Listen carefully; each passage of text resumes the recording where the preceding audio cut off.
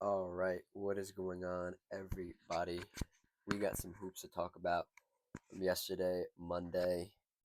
Um, one very entertaining game, and the other not so entertaining. We're gonna get into that. We're gonna preview some games that are happening on Wednesday, and yeah, if you like what I have to say, like the video. If you have your own comments, thoughts, opinions, put them down below. And if you just like the vibes, consider subscribing. Um, this first game, Wolves versus Grizzlies in Memphis. Um,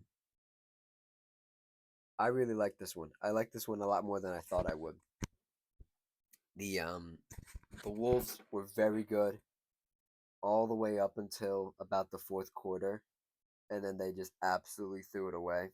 Um, we'll get into that. For some context, let's get into the numbers a little bit. Anthony Edwards had 32. Jaden McDaniels had 11. I haven't realized it was this bad. Julius Randle had 5 points. Rudy Gobert had 4 points, and Mike Conley had 5 points.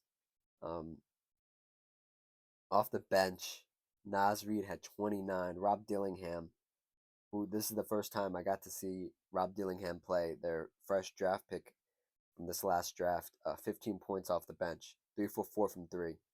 Um, was was pleasantly surprised by him, even though I knew what he was and what people talked about him coming into the draft.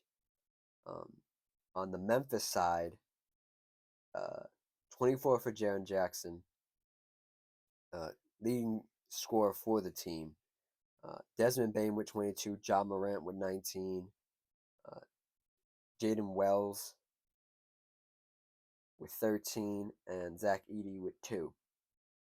Good shit.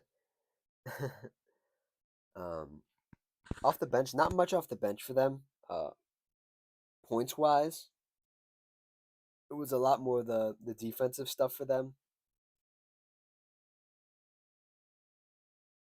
and the mistakes they forced the Wolves to make. Um, Watching this game, if you just tuned in like the first half, you would have thought the uh, the Wolves would have won this going away. Um, because I had it on the background. Um, the biggest lead by the Wolves was 16, and it didn't. It felt like a bigger lead than that because they were just playing very well, um, all the way up until the fourth quarter. And watching that fourth quarter made me want to tear my hair out. Um, Again, the I think I've talked about this so many times.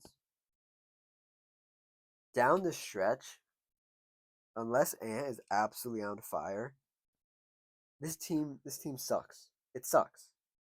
Um, some notes I have. I had to start taking notes because I knew I wouldn't remember all this, and it was really bad. Um, the this is all in the fourth quarter. I think this is like maybe 5 minutes to go, something like that. 3 minutes to go. Um, the Wolves, they just throw it away. This was the start of it. This was all like back to back to back to back possessions almost. Granted, there were like some free throws in there. There's some other things going on, but I was really just watching what the Wolves were doing, um, because Memphis was just had the hot hand. They were going. Um, the Wolves threw it away. That was a turnover or something, and then um, they got it back. It came down. Bad 3 point attempt. Trying to. I think they were down by like 2 or 3 points at this point, so they were trying to like get back in the game. Um, and then they miss. The Grizzlies come back down. They miss. Um, and then Nas Reed, who's in for Julius Randle, because Julius Randle had what, 5 points? 5 points. Um, he gets the board, and then he's like falling out of bounds or like very close to the baseline. So he kind of just like not willy nilly, but like thinks he can get it past Jaren Jackson Jr. Defensive Player of the Year, Jaren Jackson Jr. for the Grizzlies, and he throws it like not far enough past him, and Jaren just grabs it and goes back up with it. And I think he got fouled, and he got the end, and he got the points, or some combination of that. But then Nas was just like mad, like Nas was just like throwing his hands up, and like Mike Conley had to restrain him, and it was just crazy. And I was like, that is such a stupid way to give the ball away. And they had two timeouts, and I was thinking, just call the timeout. Like, what's the problem in calling a timeout if you're falling out of bounds? And it just made my head spin. And I like Nasri. I think Nasri is one of the better players on this team, which is crazy. But that happens, right? Grizzlies make the free throws. Um, Wolves come back down, right? They get into some weird bind. They get in a weird. They paint themselves in a corner, and they're just hot potatoing it. It's just back and forth and back and forth. And Nas Reed is checked out at this point because the coach doesn't want him to get attacked. So Julius Randle's back in, right? So like it's in Ant's hands, and it goes to Mike Conley, and it goes to Julius Randle, and then it ends up in Rudy Gobert's hands, and then he tries to look to his left where a Wolves player is standing. I don't know who it was. It might have been Mike Conley. It might have been Ant who had rotated over and filled the space in. But he just he didn't even like try to make the pass. He just kind of like just like roll like wasn't even thinking and just threw it away again. Um, and then Gobert gets subbed out, and by this time it's close to the end of the game, and the Wolves need a three to just tie the game, to just tie the game, and they couldn't do it. And the out of bounds play, the Wolves coach Chris Finch. I like Chris Finch. I think he's a decent coach. I don't know what he was thinking. It blew my mind that it was just a simple out of bounds, Ant run around, try to get some space, catch it, and put it up. And that's exactly what happened. He caught it up way too far out. He had to heave it up. If this feels like the fifth time I've seen Ant have to do this all season. Um, and the Grizzlies, I think Randall was inbounding, and um, Jaren Jackson Jr. was on him. And as soon as Julius threw it to Ant, Jaren Jackson Jr. came over with whatever guard was guard. I think it was Ja was guarding Ant, and they just hard doubled him. They both put their hands up, and Ant could not get a good look at the basket. He threw up a Hail Mary, and he did not come anywhere close to it going in. Um, just terrible stuff for the Grizzlies for Memphis, and the Grizzlies capitalized. And I have to give them that credit because the Grizzlies were down, um, and they fought their way back, and they fought the whole game essentially. And I mean, they really just they played on the Wolves' inability to have anybody else make a bucket that isn't named number 5 Anthony Edwards. Um, and that's going to be the story of the season. I can feel it already for the Wolves. It's going to be a tough second half of the season for them. That's going to come up here soon. I don't even know where you go from here um, for them. But yeah, it was just this felt like the fourth time Ann had just had to put up a Hail Mary and try to make something happen. He hasn't, and I think by the percentages, he is not a good go ahead three late game shooter. He's just not. By every other metric, even by the advanced metrics, Ant is a great 3 point shooter this year. He's on a historic pace. But at the end of games, he just can't seem to get a good look because these teams know it's going to him. It's not going to Mike Conley. It's not going to Julius Randle. It's not going to Rudy Gobert. It's not going to any of these other guys. They know it's gonna be Anthony Edwards, and that's the book out on him right now. Um, to go into some team stats real quick for this game. Um, the Grizzlies had a better field goal percentage at 43. Um, both these teams shot terribly, but the Wolves had a better 3 point percentage at 32%. Um, free throw percentages were kind of similar. Grizzlies 79, Wolves 74. Um, more steals. Right? Am I reading this right? No, no, I read it backwards. More steals for the Grizzlies, more blocks for the Wolves. Makes sense. Um, points in the paint very similar for both teams, and yeah, there was the largest lead for the Grizzlies was 11, and I think that happened in the fourth because they didn't lead again. They led in the first for a little bit, and then they didn't lead again to the fourth quarter. So that's what happened in that game. This was the better of the games from yesterday. Entertaining. Um, I don't even. I have to talk about it because it happened, but this Celtics Golden State game was an immediate change the channel game after the first quarter. Um, we don't even have to talk about the numbers. I mean,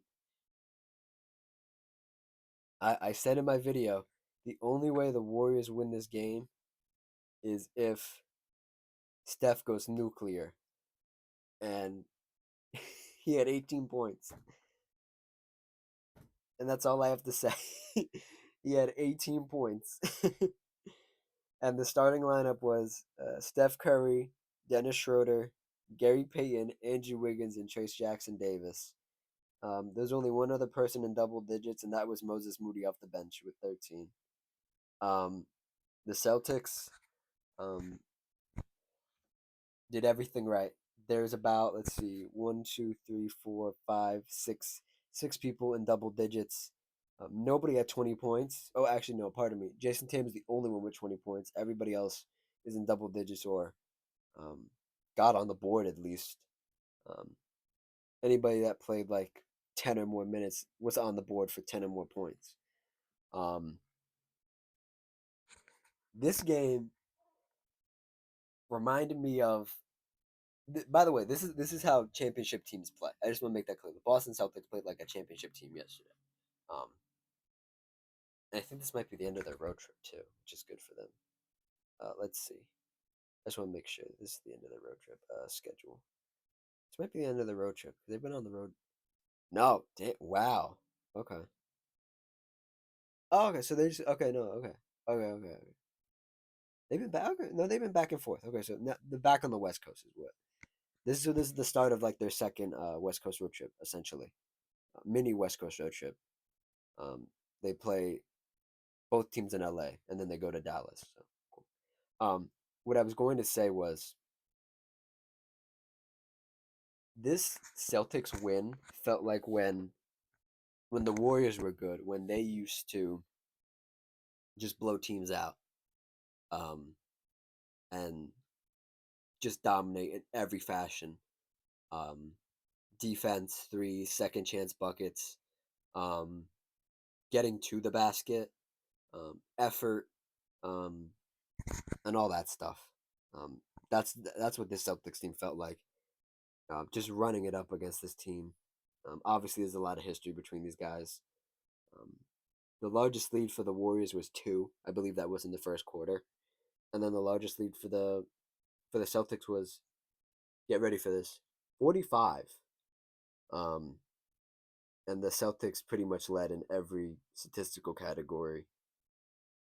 Field goal 53, free throws 87, three-pointer 41, rebounds 50, assists 33, blocks 8 and 9, 8 steals, 9 blocks, pardon me. Um, less turnovers. more points in the paint. Um, yeah, this was a beating. Um, and this Warriors team, just to talk about them for a little bit, um, this Warriors team, I know they had a lot of people out. Draymond Green was out. Um, yeah, it was just Draymond Green. Um, but this team looked like, if you watch it, like, and I don't even think like I don't even think there are highlights. They're probably lowlights for this game for the Warriors, but this Warriors team looked like they had never played a single minute of basketball together. That's what this game looked like for the Warriors. They just looked lost. They looked confused. They looked, whatever word you want to use in tandem with those words I just said, that's what they looked like. This was a terrible outing for them. Absolutely terrible outing. Um, and I don't think I've ever said this on this channel. Um, Warriors fans and just anybody like that has a basketball opinion, whether that be like just a Twitter account or a Instagram account, will be like, Steve Kerr is a terrible coach. I don't think Steve Kerr is a terrible coach. I think he's a he's a personalities guy, and that's why those Warriors teams work so well. When it was any iteration of the Warriors, when it was Steph, Draymond, Clay, Iguodala, and name X center, David Lee, Zaza Pachulia, um, Andrew Bogut, whatever center, and then obviously when they had Kevin Durant, it was Steph, Clay, Katie, Draymond, Zaza Pachulia, and a bunch of guys off the bench. And this was a different era of basketball too, where there wasn't the second apron era that we're in right now. It was such a different time, just a few years ago. Um, but yeah, Steve Kerr is a personalities guy, and that's why those teams work, because he didn't have to coach that much. He didn't have to think about rotations too much. He was like, we'll just put two of them out on the court at the same time and let it work. They know the system already, right? And I will give Steve Kerr a little bit of credit for the system, because he did he reinvented Steph and Clay to be the best versions of themselves, and Steph and Clay had to take it on their own to reach that height. I'm not taking anything away from Steph and Clay where they had to reach the heights they had to because of Steve Kerr. They did it themselves, but Steve Kerr was a big part of that. This was the first time in my many years of watching Steph Curry and these Warriors teams, um, where I thought, wow, um, one, the construction of this team absolutely sucks. But two, the coaching absolutely sucks. This was, and again, what are you supposed to do against the the reigning champs when you don't have a good team? You're supposed to put up a fight. This same Warriors team beat them this season. I talked about this in my last video. They beat this exact same Warriors team went out and beat this Celtics team in their building. And the game plan for this was terrible, and that lies on Steve Kerr, and that lies on the coaching staff, and it for the first time I was like, yo, get rid of Steve Kerr. Like, fire Steve Kerr. I've never been one of those people that have said fire Steve Kerr, get him out of here, because I've never thought there was a better option out there. You know who's out there now? You know who's out there now? Mike Brown's out there.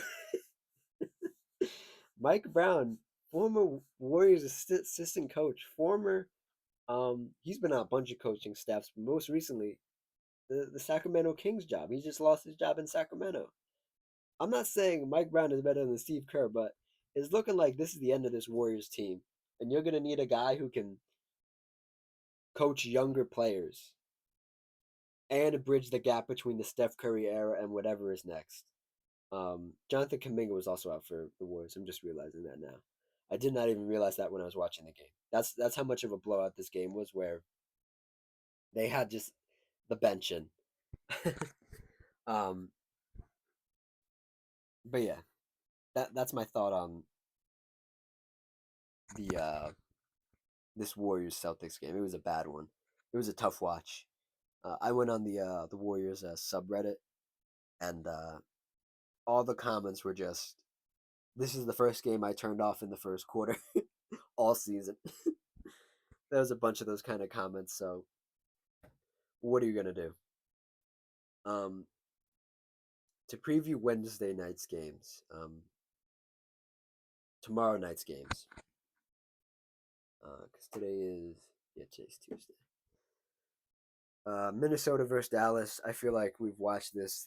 This is the sixth time we're going to be watching this season. It's a fun matchup. Um, and then you have Golden State at Sacramento.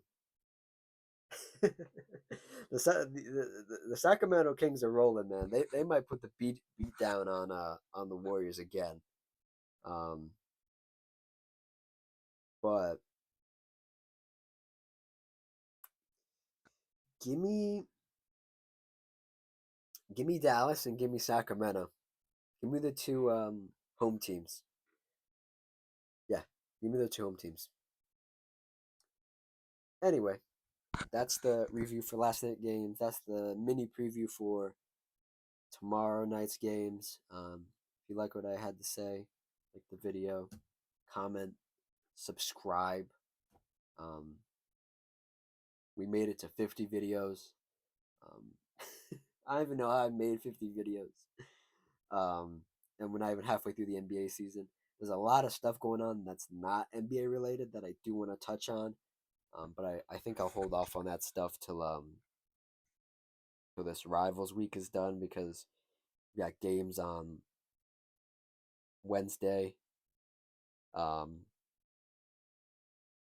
we have games on Saturday. Um, and that's all they have right now.